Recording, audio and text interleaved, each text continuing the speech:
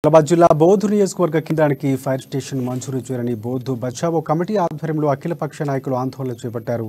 ఎండాకాలంలో అనుకోకుండా అగ్ని ప్రమాదం సంభవించే ఛాన్స్ ఉందని, కళ్ల ముందే మంటలు కాలిపోయాయనే భయంతోనే ప్రజలు దిగులు పడుతున్నారని వారు తెలిపారు. ఎన్నిసార్లు ఎమ్మెల్యేకు ఫిర్యాదు చేసినా వాయిదాలు వేస్తూ కాలయాపన చేస్తున్నారని ఫైర్ అయ్యారు. ఫైర్ స్టేషన్ తీసుకురాలని అసమర్థ ఎమ్మెల్యే రాజీనామా చేయాలని వారు డిమాండ్ చేశారు.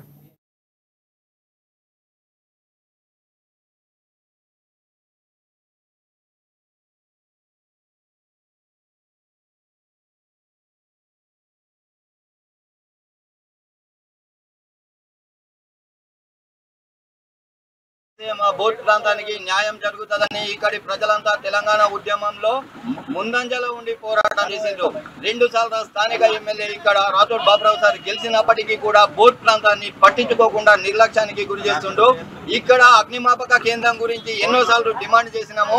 ఇక్కడ స్థానికంగా ఉన్న ప్రజాప్రతినిధులు అయితే ఎవరైతే ఏంటి, అదే రకంగా ఎమ్మెల్యే గారు అయితే ఏంటి, అసెంబ్లీలో కానీ లేకపోతే ఉప ముఖ్యమంత్రి గారి దగ్గరికి కానీ ఏడు పైపలు కొండ పోయి మేము అడిగినాము, శాంక్షన్ అవుతుందని భూతత్వంలో మాయ చేయడమే ఉన్నది. కానీ ఇప్పటి వరకు ఇక్కడ ఫైర్ స్టేషన్ కు సంబంధించి ఏమీ జరగలేదు.